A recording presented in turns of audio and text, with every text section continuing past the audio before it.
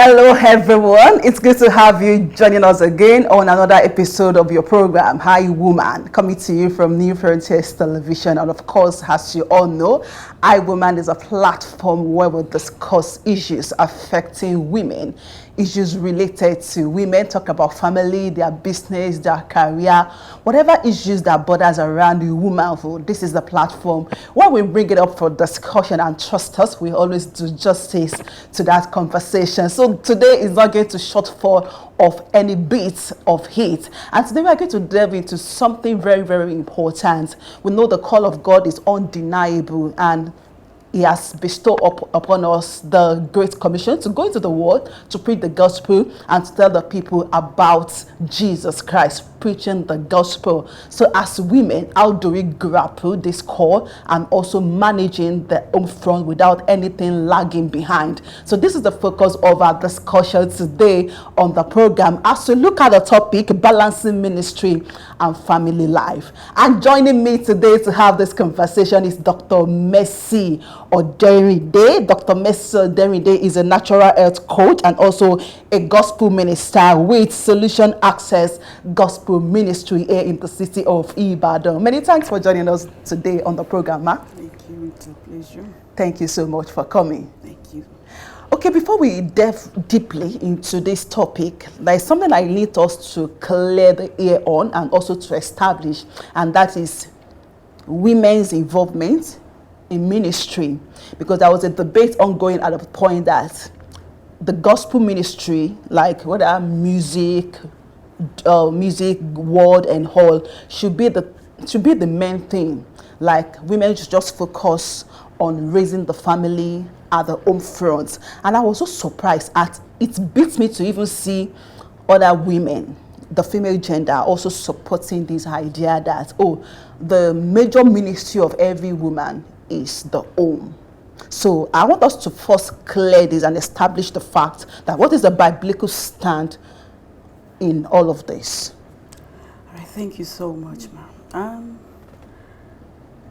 Biblically speaking, if you look from the Bible content, you discover that God gave the women power over the home. Our assignment is connected to our home. But let's start with what is ministry. I think ministry is the overflow of the primary assignments. So when you're talking about women getting involved in ministry, it's a kind of overflow of what they have been doing at home. When God sees faithfulness from that end, then He will, elevate you and then give you more responsibility. So I am not of the opinion that women cannot be involved in the ministry. But let's look back. I think one of the reasons why you're having all this debate is sometimes you look back and check at the background of the so-called women in ministry, though some of them that are very flamboyant, it's like they are not successful at home. So I think that's why you see people referring back to the home. Our ministry starts from our home. And you can't have a complete home when the man is not the one leading. So you see debate here and there, because sometimes you look at some women that are heads of ministry, you discover that there is no total submission to a man. Yeah. And it's in the scripture that women should submit. So even if you have the call of God, let's see it from your home. Your husband should give you backing. Sometimes some men are not called. Exactly. The call is on a woman. Now, how do you merge your call with your marriage? Because our primary assignment, remember when Adam was created, Eve was given as an helpmate. Eve was not sent to lead, but to help. So your primary assignment is to help. But when God discovered that your help is becoming very obvious and you are consistent, God can add more assignments to what you are doing. That's where you see women going into ministry and all that. But that should be by the approval of the man. The man will back. When you do it right, your husband will support you. Definitely. So I want us to look at it from that end. I'm not condemning those who are saying women, we are not supposed to be in ministry. Look at the story of Deborah in the book of Judges chapter 4. the Bible referred to her husband, the wife of Lapidus. So if the husband was not prominent in her life, the Bible will not refer. So the Bible was just trying to let us understand that this particular woman has the backing of her husband. When it comes to ministry, her husband was not a prophet. She has the calling of a prophetess, but she's fulfilling her role at home. And then the overflow of her assignment was what brought her out to the limelight. So I think that is where the balance is. Checks and balances. So when you call yourself a female minister, a gospel minister, let's see what happened at home first, because the gospel ministry should start from your home. the home. How are you submissive to the man? How have you been able to groom your children in the fear of God? That's the number one assignment that God gave to a woman. Help the man to do things better. We are helpmates. Though we are mates, but we are helping. Now, in the course of your helping, an assignment could be given. Let that assignment start from your home. You are a prophetess. See vision for your home first. Seek for the man. Don't be prominent out and you are irrelevant at home. Don't be prominent. Sometimes you see some people preach and you look at their children, they are not following because mommy is not looking like what she's doing outside. So this could call for questioning. Mommy should look like what she's doing outside. Mommy should act what she's saying inside. By the virtue of calling, sometimes some call are somehow masculine in nature. In nature. Yeah. Yeah. So, and they are demanding. They are demanding. But you say God will not judge you for giving attention to your home at the expense of the call. Because your home is your first ministry. If you are flourishing outside and the home is in trouble, you are not taking care of your home, you'll be judged. You know, some calls do come after marriage.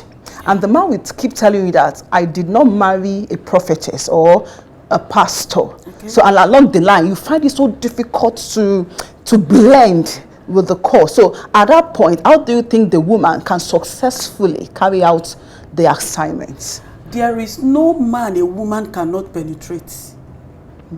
There is no man. The key to the life of the man is in the hand of a woman. She must learn how to play her game well. Now, you see, God is not the author of confusion. If God is calling you, and you must respond to the call of God, and he discovers your husband is an opposition, he will communicate to that man. See, you know, sometimes we say God. We are not really looking at it. Now, you say, okay, some God is calling you a prophetess. Good and fine. Good and fine. Nobody is arguing that you are a prophetess. But how long have you prophesied to your family? What's impact? That's why I said something the other time that some of these calling are masculine in nature.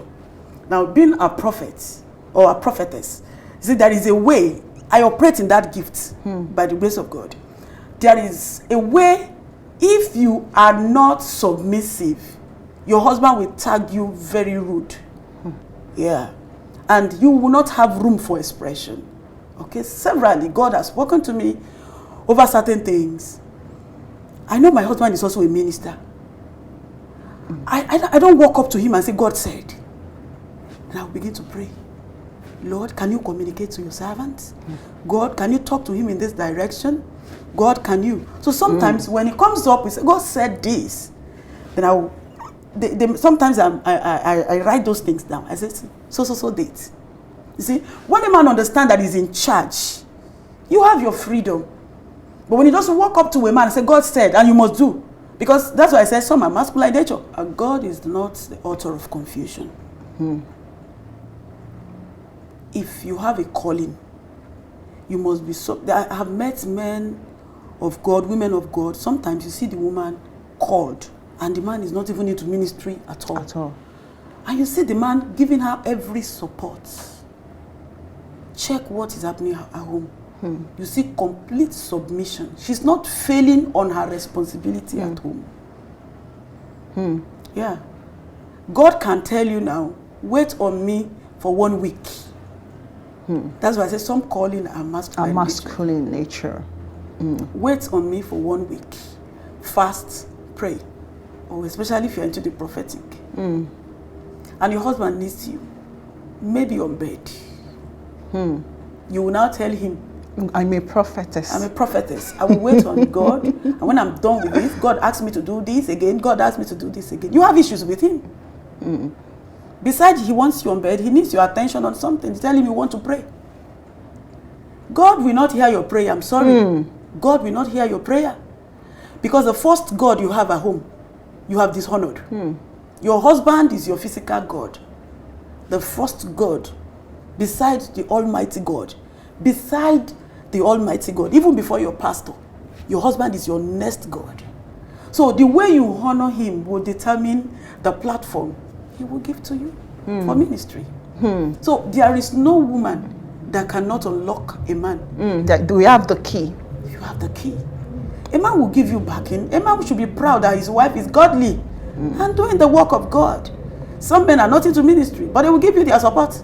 So long you are attending, just the illustration I gave now. Yeah. Somebody who wants to wait on God. She had instruction, really. Okay. The Spirit of the Lord will not lead you to where the grace of the Lord will not keep you. I'm even happy that you have the ministry, and one of your gifts, or is a gift that is the prophetic ministry. Yes. Now let's look at it from this angle. Like me, I was thinking that there is maybe what extent do you think the female gender can go in ministry so as to balance the two, or can they also go to the same extent or stretch it the way the male gender are stretching it, going from one country, from one state to the other? Can we also do the same, or there should be a limit to how far we can stretch it when it's come to the work of ministry? Right, ma. We can go as far as men are going, but there should be time for that. When you are in your early stage, still nurturing your children, you shouldn't go too far away from them. Sometimes we blame God for what we are not doing right. God will not tell you, hey, come over to South Africa, you're going to spend 3 weeks, and is that why you have kids? Who will take care of them? Yes, you may have maid and all that. There are things you are to inculcate into those children. So, we can go as far, but there should be time. When they are groomed, I was talking with one of my son in the Lord abroad. He was reporting the children to me. He said, these days they don't even like to go to the church and all that. I said, you can't blame them, I blame you. I said, with what is happening in the Western world, we don't have the same tradition. If they are not exposed to God, it will create a big disaster in the nearest future. I told him, I said, there are things you can't do no matter how they persuade you now. He said, yeah. I said, because of the kind of background you had, the kind of upbringing, there are things they introduce to you now. You know, even if you don't go to church for 20 years, you won't do those things. But now they are very young. They are exposed to peer pressure. I said, so they need somebody who will lead them to God.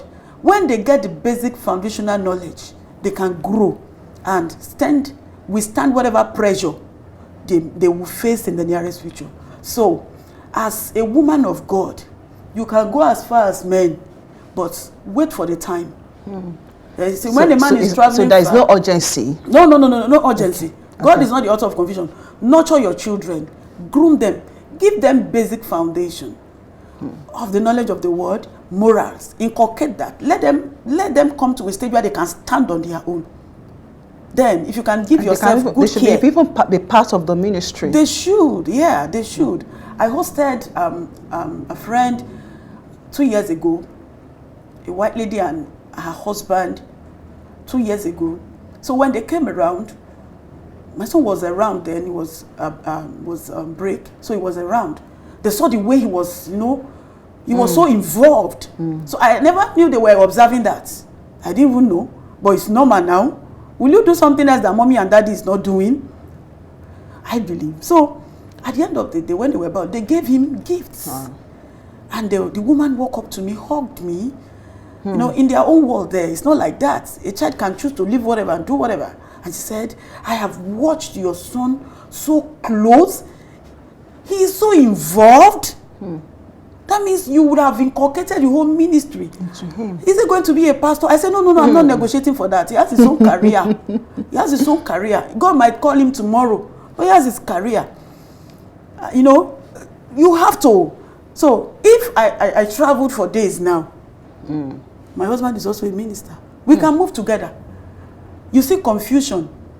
Where you see a man who is a minister, you see the wife a minister. And they are running parallel ministry under the same umbrella.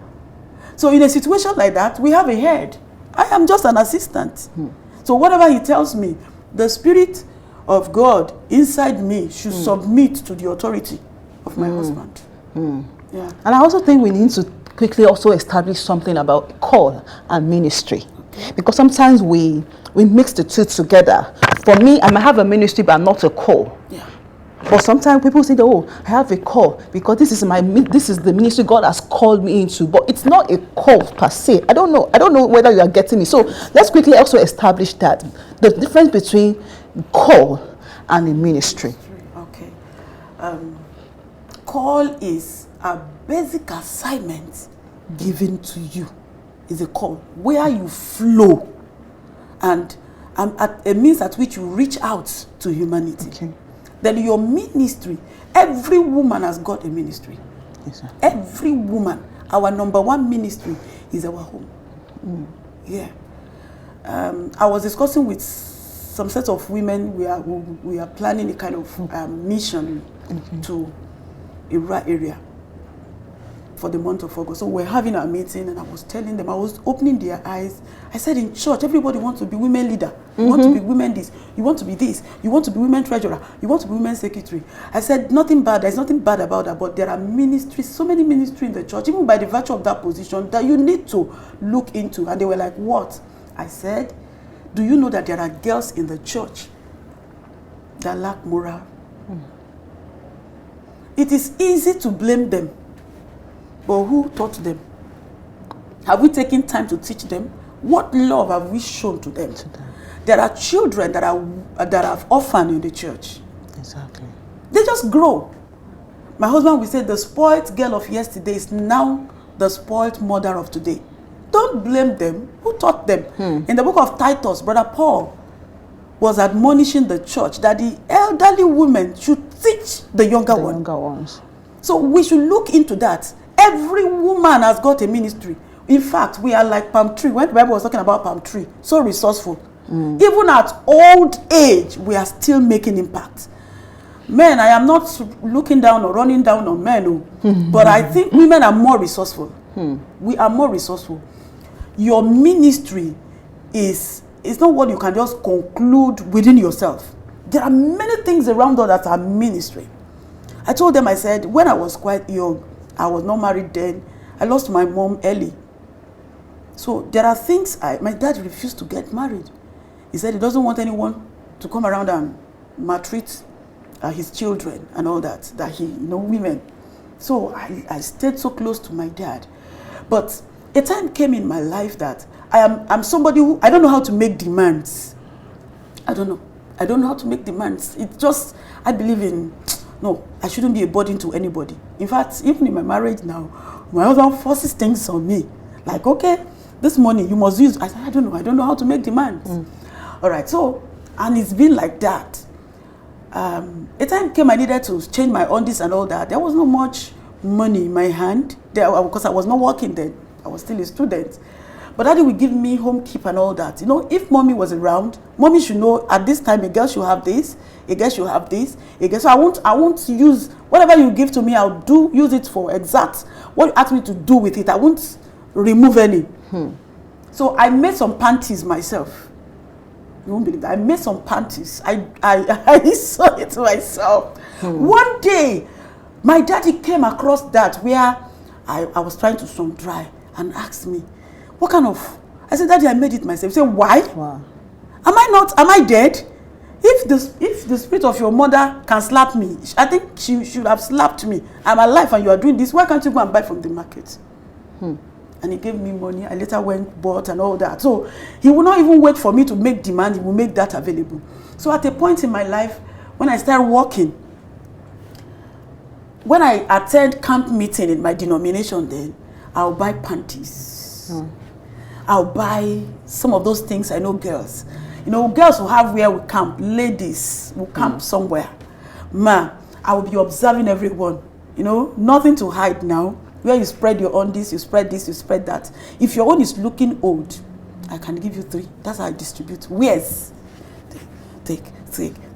You know, that experience made me learn that there are children. No, but I have members. I had women in church. My mother was a women leader before she died.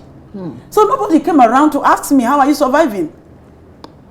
So I took that up as an assignment. I started. So along the line, it was time to get married. I married. I never stopped. Women, let's look down. I know God is calling you to prophesy. God is calling you as an evangelist, global evangelist. But can you first look down and do the first assignment? Which is the home. Which is the home. Not your own immediate home alone. You have other children around. Look around. Make them know. You see, the ministry is not Bible. No. Ministry is not Bible. Ministry is the love we share. Jesus is love. And we cannot preach Jesus without expressing his way of life. So show love, give concern, look around. In that church where you are, I know God is calling you. Look around. The first ministry, before God will give you other ministry, and that's the call you mentioned, ma. Yeah. Before God will start giving you calls and all that, before God call you as a pastor and all that, look around. It is the overflow of these ones that will give birth to this other one. So let us look down and know what is right. So when I was done talking with them, I think this week we just ended. Many of them were crying.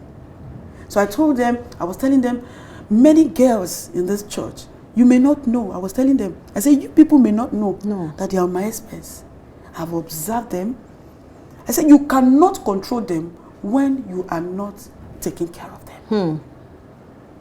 My husband was ministry on a Sunday, and on a vigil, he's into prophetic too, and called out a girl. He said, you collected the money from a man.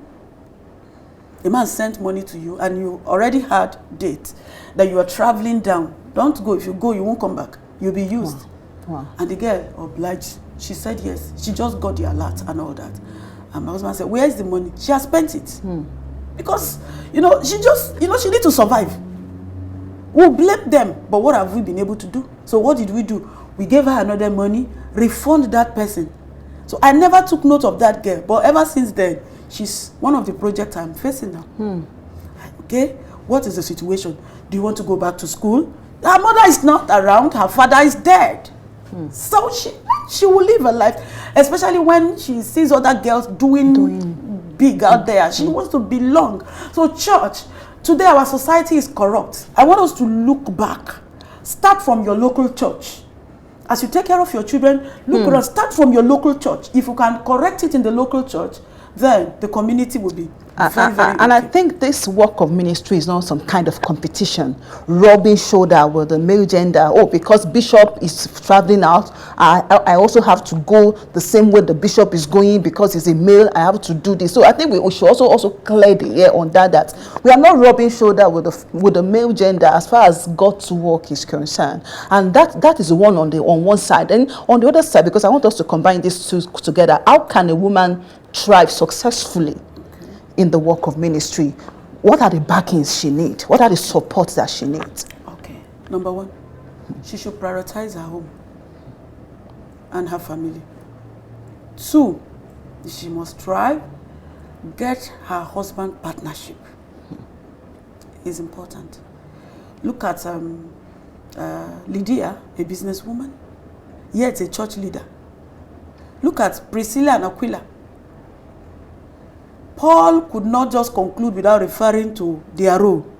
Like you said, it's not an opportunity to rub shoulder. Women, let's be real. The end time assignment is for men. Because of the way it looks, it's for men. We are to give our own support. Let's allow them. I used to tell people, there's nothing you can do about this, or you might be strong, you might be that. Men are still leaders. Yeah. No matter how short a man is, he's still a leader. As long as he married you, you are second. He is first. Olori Ebi, Yoruba people. He's Olori Ebi. Head of the house. Even if he does not have anything. Even if you are the one feeding him. I used to tell people, I say, when you come to another world, if there is anything like reincarnation, reincarnate as a man if you want to lead. So if we are given privilege, let's not abuse it. We are not rubbing shoulder with our men. No. Men, see me, I'm giving you a salute. You are the one leading. We are only coming behind to give a supportive role. So number one, prioritize your home. Two, seek your husband's support. And be a servant leader. Number three, be a servant leader. Yeah, I think if you can look into these three areas, you will do well in ministry as a woman. Well, I've been having this amazing conversation with Dr. Mercy Oderinde, and we've been looking at balancing ministry and family life.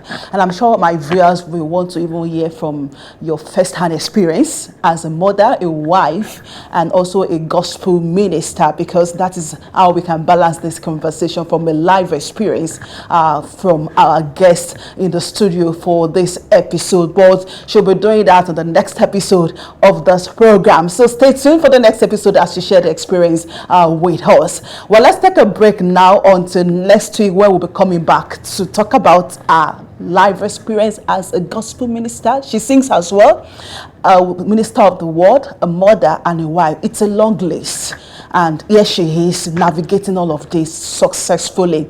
So join us in the next episode. Until then, it's goodbye for now.